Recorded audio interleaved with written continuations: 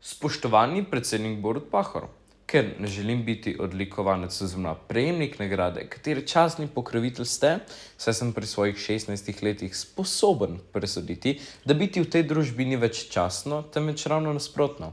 Z obžalovanjem zavračam priznanje face leta 2020. Veste, če kdo so Jaše Nul in protestna ljudska skupščina in nato Glas ljudstva, kaj za to Slovenijo storili?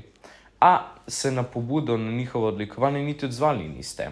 Ste pa vrnili odlikovanje gospodom, med katerimi so tudi tisti, ki jim je absolutna večina na državozborskih, lokalnih in predsedniških volitvah in referendumu jasno in glasno izrekla odločen ne.